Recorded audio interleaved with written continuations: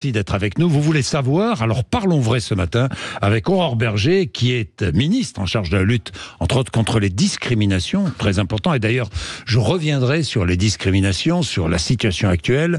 Candidate ensemble pour la République dans la 10e circonscription des Yvelines. Bonjour, Aurore Bergé. Merci d'être avec nous. Alors c'est l'ARCOM qui me demande de nommer les autres candidats dans la circonscription, votre circonscription. Il y a Gaël Barbotin, LR, Ethel Fournier-Campion, écologiste, Olivier Gousseau, qui est Reconquête, Julien Gautrelet, qui est radical de gauche, Cédric Briolet, Union de la gauche, Thomas Duchalard, RN, et Hélène Janisset, extrême gauche. Bien, Aurore Bergé, on va évacuer tout de suite cette question, parce qu'on va parler des programmes des uns et des autres, mais au second tour, ni RN, ni LFI, c'est clair ou pas ?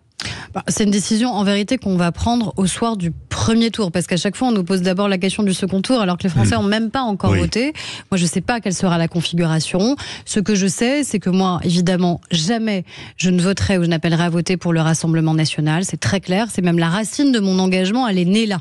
Elle est née d'un 21 avril 2002 où pour la première fois Jean-Marie Le Pen, l'extrême droite, était au second tour de l'élection présidentielle. Et malheureusement, force est de constater, j'aurais pas dit ça il y a 15 ans ou il y a 20 ans, que nous avons un certain nombre de candidats au sein de la France insoumise qui ne valent pas mieux. C'est ça la difficulté en vérité dans laquelle on est. Moi je crois pas que l'extrême droite ait changé. Je pense qu'ils ont essayé de repauliner, mais qu'en vérité derrière le vernis, le programme est le même. Et d'ailleurs les financements, ceux qui les soutiennent sont les mêmes en interne.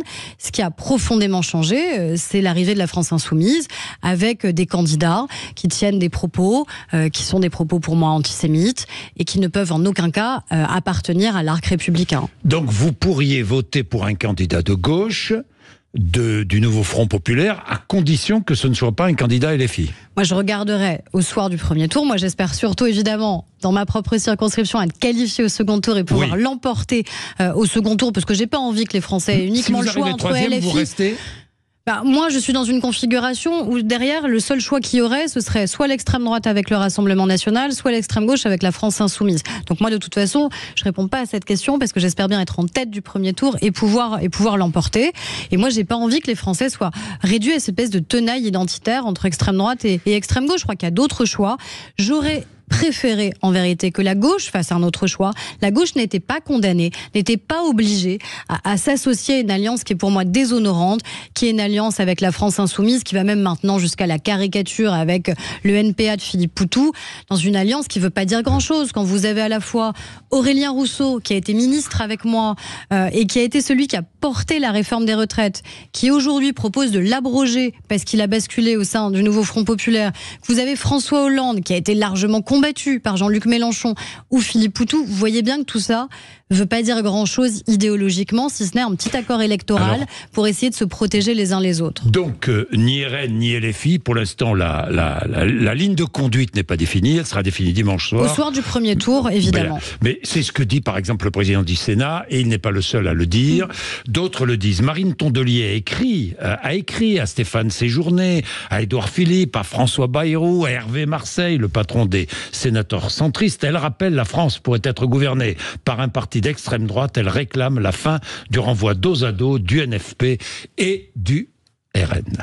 Oui, elle a le droit de demander ce qu'elle souhaite, mais encore une fois, elle n'était pas obligée, au soir des européennes, à se décider à faire une alliance avec la France insoumise. Je veux dire, ils ont quand même dû négocier pour que dans leur programme, il y ait le mot antisémitisme et lutte contre l'antisémitisme qui apparaissent, mais ils n'ont pas été capables d'arriver à négocier suffisamment pour dire le Hamas est une organisation terroriste. Ça n'apparaît pas.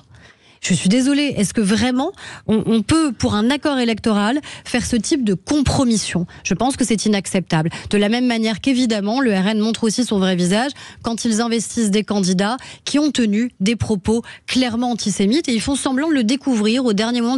On ne savait pas qui on avait choisi. Soit c'est de l'incompétence quand vous ne savez pas qui vous investissez sur des élections législatives.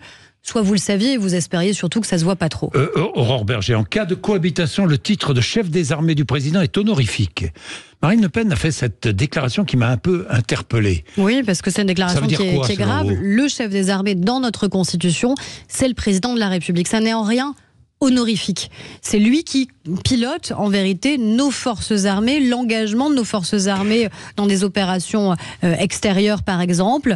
C'est lui qui peut décider évidemment de l'engagement même de la force nucléaire. Donc évidemment et heureusement que non, ça n'est pas un titre honorifique. Je pense qu'ils essayent de reléguer le président de la République comme s'il appartenait déjà au passé. Mais quoi qu'il arrive, et quel que soit le résultat des élections législatives premier et second tour, le président de la République restera président de la République, contrairement à ce qu'ils aimeraient jusqu'en faire 2027. croire. Évidemment, parce qu'il a été élu par les Français jusqu'en 2027. Bien, Aurore Bergé, Emmanuel Macron ratatine la démocratie. Ce n'est pas moi qui le dis, c'est le président du Sénat. Est-ce que vous le pensez ? Est-ce qu'il a ratatiné la démocratie en prenant sa décision rapide de dissolution ?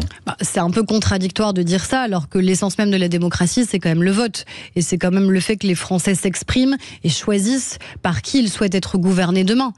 Donc on ne peut pas dire qu'on ratatine, pour reprendre l'expression, la démocratie. Au contraire, on demande aux Français de s'exprimer, de voter et de choisir. Et ils vont faire en vérité deux choix. Qui ils veulent comme députés dans leur territoire, et s'ils veulent des gens qui ne connaissent pas, au contraire des gens qu'ils connaissent, qui ont de l'expérience, qui ont des relais, et qui ils veulent pour gouverner demain, y compris donc comme Premier ministre. Ils ne veulent plus d'Emmanuel Macron. Mais quoi qu'il arrive, en vérité... dans de nombreuses circonscriptions, voilà ce qu'ils veulent. Plus de Macron. Oui, mais en vérité... ce qu'ils veulent, c'est voir leur pouvoir d'achat s'améliorer. Après, ils sont prêts à tout. Je crois qu'heureusement, ils ne sont pas prêts à tout, prêts à toutes les compromissions, et qu'il y a des valeurs qui tiennent aussi dans notre pays et notre République. Après, est-ce qu'ils veulent ou ils ne veulent plus d'Emmanuel Macron ? Je vois aussi des sondages qui disent que le président de la République, il y a quand même 30% des Français qui continuent à le soutenir. Donc c'est pas non plus les scores que d'autres présidents de la République pouvaient avoir. Et quand bien même ils n'en voudraient plus, ça n'est pas ces élections législatives qui changeront ça. Le président de la République restera président de la République. Le président de la République ne démissionnera pas, contrairement aux théories complotistes qu'on entend ici ou là. Ça ne se passe pas comme ça dans la Ve République. Donc je crois que c'est important de le rappeler. Après, sur la question du pouvoir d'achat, je crois que c'est ça, en effet, la première des préoccupations. Et ça veut dire quoi ? Ça veut dire agir sur le travail, comme on le fait depuis 7 ans, sans discontinuer. Et moi, je suis plutôt heureuse de me dire que dans ma génération, on n'a plus comme seul horizon le chômage de masse. C'est plutôt rassurant. Il faut agir après sur d'autres aspects, notamment la question du logement, qui est l'un des points les plus contraints en termes de pouvoir d'achat, c'est qu'on a du mal à se loger. Là, c'est ce qu'on fait. C'est ce qu'on fait sur dire, à un moment, il faut redonner confiance aux propriétaires pour qu'ils souhaitent mettre en location. C'est la loi anti-squat que j'avais fait adopter. C'est une initiative parlementaire avec Guillaume Kasbarian et que le Front populaire veut abolir. Parce qu'ils préfèrent des squatteurs et des impayés au fait de soutenir tout simplement des petits propriétaires privés. Je pense que c'est une grave erreur en termes de confiance. C'est la suppression des frais de notaire qu'on propose, parce que quand on est un jeune couple, qu'on veut faire son premier achat, qu'on a parfois déjà du mal à emprunter, s'il faut rajouter les frais de notaire, mais en fait on n'y arrive pas, on ne sait pas faire. Et encore une fois, un choc de l'offre pour construire plus dans notre pays, rendre du pouvoir aux maires aussi, sur la décision d'attribution des logements. Ça, c'est ce qu'on fait, et ça, c'est un point, à mon avis, essentiel en termes de pouvoir d'achat, c'est la question du logement. Je vais revenir, Aurore Bergé, sur des mesures du Rassemblement national ou du front de gauche, enfin du front de gauche, du nouveau Front populaire, ou des mesures que vous défendez. Mais une question. Évidemment, après les législatives, la présidentielle va commencer. Je crois qu'elle a déjà commencé, même avant, vous savez. Commencé. Alors, il y a un leader, c'est Édouard Philippe. Vous le suivez. Mais il y en a plusieurs potentiels. Non, mais c'est pour Donc vous. Moi, je suis personne aujourd'hui. C'est pour vous l'homme qui doit représenter dans le futur. Mais je ne sais pas vous le dire. Le centre droit, le centre. Vous ne savez pas me le dire. Ce qui est certain, c'est qu'à l'issue des élections législatives, il y aura une recomposition évidente. J'espère et je souhaite ardemment qu'on ait une majorité parlementaire, parce que je pense que ce pays a besoin d'une majorité parlementaire responsable, raisonnable, cohérente, et qu'on est les seuls à être en capacité d'avoir ça. Mais ça veut dire que ce sera une nouvelle majorité parlementaire, quoi qu'il arrive. J'espère aussi que cette majorité, elle puisse s'élargir à des gens qui, encore une fois, refusent la compromission du président des Républicains, Éric Ciotti, avec le RN, qui sont profondément mal à l'aise par ce choix, où ils ont l'impression d'avoir été trahis, avoir été mis devant le fait accompli, de ne pas avoir été associés. Je pense qu'on a des députés LR qui seront réélus et qui, en vérité, partagent un certain nombre de nos valeurs et de nos idées de la même manière que que je crois qu'on a à gauche des gens, là aussi raisonnables et responsables, qui refusent cette alliance avec la France insoumise et qui se battent contre elle. Et voilà, c'est ça qu'on doit reconstruire. Alors, poser la question de 2027, en vérité, on m'a posé cette question dès le lendemain de la précédente présidentielle, dès 2022. Donc moi, je réponds à chaque fois que ça me paraît un tout petit peu prématuré. Et donc, vous savez bien que dans le monde politique, on ne pense déjà qu'à ça. Mais on pense tout le temps qu'à ça, parce qu'on est d'abord un peu un régime présidentiel, quoi qu'on dise, ce qui veut dire que le président de la République a un peu de pouvoir. Est-ce que le président de la République n'a pas eu tort? Il n'a pas voulu changer le mode de scrutin, il n'a pas voulu changer, passer à une proportionnelle, peut-être pas intégrale, mais une proportionnelle. Et est-ce qu'il n'a pas eu tort? Est-ce qu'aujourd'hui, ça donnerait un résultat différent aux élections? Déjà, ça dépend beaucoup de quel proportionnel. Est-ce que c'est une proportionnelle intégrale? Est-ce que c'est un bout de proportionnel? Est-ce que c'est au niveau des régions, au niveau du pays? Bref, il y a 10 000 manières de faire la proportionnelle. C'est vrai. Et ensuite, surtout, moi j'ai eu l'impression, depuis 2022, qu'on vivait malgré tout déjà dans un système proportionnel. Parce que vous voyez bien à l'Assemblée nationale, qu'encore une fois, le scrutin majoritaire, qui est le nôtre aujourd'hui, n'a pas empêché le fait que le Rassemblement national puisse avoir des députés, le fait que des plus petits partis politiques puissent avoir des députés. Donc je ne suis pas sûre honnêtement que ce soit le mode de scrutin qui soit en cause. Et de toute façon, vous le savez, pour changer ce mode de scrutin, il faut aussi qu'il y ait un accord entre l'Assemblée nationale et le Sénat. Le Sénat est très opposé au fait qu'on change de mode de scrutin. Donc de toute façon, même si on l'avait voulu, seul, on n'aurait pas pu aboutir. Le GUD, les remparts, mouvement d'extrême droite parisien et lyonnais, ont été dissous hier. Une association islamiste également. Jonas Paris, également dissoute. Agression homophobe le 12 juin dernier à Paris, lorsque certains ont fêté la victoire du Rassemblement national. Vous craignez ? Vous craignez, si le Rassemblement national arrive au pouvoir, vous craignez comme ça des manifestations déjà, on a antisémites ou racistes ou homophobes? Alors, on a dissous hier en Conseil des ministres des groupuscules, groupuscules soit d'extrême droite, soit islamistes, qui n'ont pas de raison d'exister dans notre pays parce qu'ils sont contraires à toutes les valeurs qu'on défend. Et j'espère qu'il y a au moins un point d'accord entre les partis politiques sur ce point-là. Après, on voit depuis 2 semaines qu'on a une forme de libération de la parole raciste, de la parole homophobe, de parole, et pas que de parole, de crimes antisémites qui se sont produits avec le crime épouvantable qui a eu lieu à Courbevoie. Et ça, évidemment, ça m'inquiète d'abord en tant que citoyenne, tout simplement, et ça devrait interpeller tous les Français. Que des gens se sentent autorisés à déverser des paroles de haine, parce qu'ils se disent qu'en fonction de celui ou celle qui sera au pouvoir, finalement, il y a comme une autorisation à le faire, une légitimité à le faire. On a vu le reportage d'Envoyé spécial qui était malheureusement assez éloquent sur des propos racistes. N'était pas raciste, a dit Marine Le Pen. Bah écoutez, quand vous ciblez une femme en raison de son origine et de sa couleur de peau, pour moi, je crois que c'est du racisme. Ou alors, il faut me dire quelle est la définition de ce mot. Quand on a des intimes d'extrême droite et du Rassemblement national qui disent bientôt, je cite, on pourra casser du PD, faudrait quand même qu'on m'explique si c'est pas homophobe. Qu'est-ce que c'est? Donc moi, je ne veux pas que cette parole se libère, et au-delà de la parole, que des actes aient lieu dans notre pays. Je rappelle que ça ne sont pas des opinions, ce sont des délits. L'homophobie, le racisme, l'antisémitisme sont des délits qui sont punissables par la loi, et heureusement. Et j'espère que chacun sera en mesure de condamner et de faire le ménage chez soi quand on a des proches, des élus, des cadres de partis politiques qui tiennent ce type de propos. Interdire la binationalité, est-ce de la discrimination? Est-ce du racisme à vos yeux ou pas? Je crois que c'est surtout une très mauvaise idée. Une très mauvaise idée. Il y a eu une déclaration de Marine Le Pen, d'ailleurs, qu'elle essaye de faire oublier un petit peu en ce moment, parce qu'elle se veut comme étant la plus protectrice de nos compatriotes juifs, où elle disait qu'il fallait retirer notamment la binationalité aux franco-israéliens. Bon, bah non, moi je vois pas pourquoi je retirerais la binationalité à des Français qui ont décidé aussi parfois de faire leur alia, de partir en Israël, parce qu'ils considèrent que c'est aussi leur pays. Et ça ne fait pas d'eux des Français de second plan. Ils ne sont pas moins Français parce qu'ils sont aussi Israéliens. On n'est pas moins Français parce qu'on est aussi franco-italien. Et on n'est pas moins Français parce qu'on est franco-marocain. Et en vérité, on voit bien derrière ce qui est ciblé par le Rassemblement. Quelle est l'idée, selon vous ? On voit bien ce qui est ciblé par le Rassemblement national, qui est l'idée qu'il y aurait certains pays qui poseraient plus problème que d'autres. Et donc on fera quoi ? On fera aussi le tri entre les binationalités. Et puis d'ailleurs, ils sont très ambigus, c'est-à-dire qu'au début de la campagne des législatives, on a Sébastien Chenu, vice-président du RN, qui dit sur un plateau télé on supprimera la binationalité, et qui, une heure après, vraisemblablement, se fait taper sur les doigts et envoie un tweet en disant non, finalement, c'est plus dans notre programme, on le fera pas, rassurez-vous. Et puis, on a une semaine après, Jordan Bardella qui nous explique qu'il faut revoir les emplois qui seraient ouverts ou pas à des binationaux. Ce qui, d'ailleurs, dans un certain nombre de cas, existe déjà.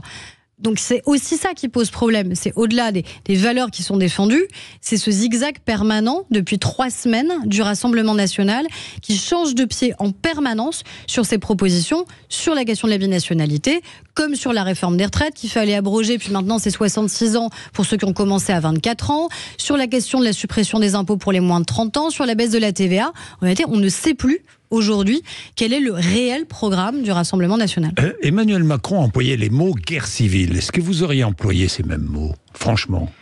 En tout cas, je crois qu'il y a une véritable inquiétude. Qui pourrait engager finalement une guerre civile, qui pourrait manifester, qui pourrait entretenir un climat de guerre civile, comme le dit Emmanuel Macron. Moi, je crois qu'on ressent tous quand même de la part de beaucoup... Vous pensez que c'est un risque ? Je pense qu'on ressent tous de la part de beaucoup de Français une inquiétude du lendemain, en se disant, il se passe quoi le soir du 7 juillet ? Déjà, qui gagne ? Moi, je suis incapable de vous le dire ce matin à votre micro. Je me bats évidemment pour la majorité présidentielle et Ensemble pour la République. Mais il y a cette inquiétude, et de dire quelles seront les réactions en fonction de celle de ceux qui pourraient gagner. Et en fonction aussi des projets politiques qui sont portés, on voit bien qu'il y a des projets politiques qui peuvent amener à minima à du désordre économique, de manière évidente, de milliards de hausses d'impôts, d'inquiétudes que ça provoque déjà de la part du monde économique. Et je ne parle pas que du MEDEF, je parle des petits chefs d'entreprise, de TPE, de PME, qui s'inquiètent quand même du résultat des urnes et des conséquences que ça pourrait avoir sur eux. Et puis beaucoup qui s'inquiètent aussi du désordre qui pourrait exister dans la rue, à la fois en confiant des clés à des gens qui sont pas prêts à gouverner, qui ne savent pas, qui n'ont jamais exercé de leur vie de responsabilité importante, à quelque niveau que ce soit. Et donc il y a aussi, à mon avis, cette peur du désordre qui pourrait exister au soir du 7 juillet ou au lendemain. Est-ce que les droits des femmes seront en danger si le Rassemblement national obtient la majorité et dirige la France ? Ce qui est certain... Franchement, ce qui est certain, c'est qu'on sait ce qui se passe quand l'extrême droite arrive au pouvoir. Et en général, quand l'extrême droite arrive au pouvoir... Elle n'a jamais été en France, hein ? Très bien, elle n'a jamais été en France. Est-ce qu'il faut vraiment essayer... Sauf en période de guerre. Est-ce qu'il faut vraiment essayer pour réaliser ce que ça pourrait être ? Est-ce qu'on a vraiment envie à un moment de prendre le risque de payer pour voir ? On ne joue pas au poker, là. Encore une fois, c'est pas vérifier si la main de mon adversaire... Je crois pas. C'est pas vérifier si la main de mon adversaire est supérieure à la mienne. Et c'est pas bluffer. C'est un moment, une fois qu'on a essayé, c'est trop tard. Une fois qu'on a mis son bulletin dans l'urne, on peut pas faire machine arrière. Mais vous craignez pour les femmes ? Sur les droits, pour le droit des femmes, mais franchement, si le RN arrive au pouvoir. J'ai décidé avec d'autres de dire qu'il fallait inscrire le droit à l'avortement dans la Constitution. C'est pour ça. C'était pour l'inquiétude qu'on avait qu'un jour peut-être l'extrême droite arrive au pouvoir, et pour mettre à un moment des garde-fous en se disant ça. Vous ne pourrez pas y toucher, ou ce sera tellement compliqué de revenir en arrière. Très bien, mais c'est le groupe qui a le moins voté pour. Et on a Caroline Parmentier, par exemple, une de ses très très proches, historique, qui a redit chez l'un de vos confrères que elle, jamais elle aurait voté la loi Veil. Voilà, et qui, elle, évidemment, n'a pas voté la constitutionnalisation. On a leur vote au Parlement européen sur ces sujets, où ils ont refusé d'inscrire l'IVG dans la Charte européenne des droits fondamentaux. Et on a, encore une fois, les exemples de quand l'extrême droite arrive au pouvoir. On l'a vu en Pologne, sur l'IVG, on l'a vu en Hongrie, sur l'IVG, on le voit juste à côté de nous, en Italie, on dit, non, rassurez-vous, on n'empêche pas les femmes d'avorter, par contre, on autorise les militants anti-IVG d'entrer dans des cliniques qui la pratiquent. Concrètement, ça veut dire quoi ? Ça veut dire que des femmes qui viennent pour exercer leur liberté à un moment d'avorter, elles ont derrière la porte des femmes et des hommes qui tambourinent pour les traiter de meurtrières. Enfin, il faut se figurer quand même ce que ça veut dire et la pression qu'on exerce à nouveau sur les femmes et sur les corps des femmes qui, encore une fois, n'appartiennent qu'à elles, et c'est à elles de décider ce qu'elles souhaitent en faire. J'ai écouté Jordan Bardella parler des femmes et je le cite, il n'y a plus une femme qui ne craint pas pour sa sécurité en fonction de sa tenue, de l'heure à laquelle elle rentre chez elle.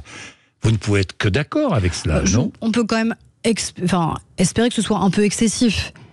Je n'ai pas l'impression que 100% des femmes dans notre pays craignent à chaque minute et à chaque heure pour leur vie. Et heureusement.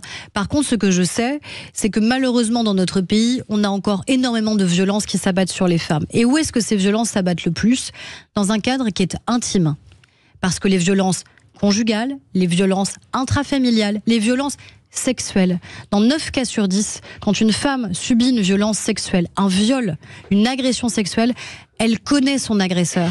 C'est pas l'étranger qui arrive au dernier moment et qui la viole dans un parking. Ça peut arriver, c'est insupportable, c'est dramatique, mais c'est malheureusement extraordinairement minoritaire dans les violences sexuelles que subissent les femmes. C'est d'abord l'entourage proche. Et c'est ça, en vérité, que le Rassemblement national... Quelle que soit la communauté, d'ailleurs. Quelle que soit la communauté, quelle que soit l'origine sociale, géographique, quelle que soit la sociologie. Et c'est ça que le Rassemblement ne veut pas voir. Obsédés qu'ils sont, matin, midi et soir, par l'immigration, ils estiment que la seule cause pour le danger et de danger des femmes, ce serait l'immigration. La vérité, elle est beaucoup plus difficile à entendre, mais malheureusement, elle est statistique. C'est que les violences infligées aux femmes, c'est d'abord par des gens que nous connaissons, dans nos familles, dans nos amis, dans nos collègues, dans nos entourages. C'est cette violence qu'il faut combattre. Mais si le Rassemblement national arrive au pouvoir et dit « en fait, cette violence, je ne veux pas la voir », malheureusement, cette violence, elle risque de continuer à se perpétuer à l'encontre des femmes.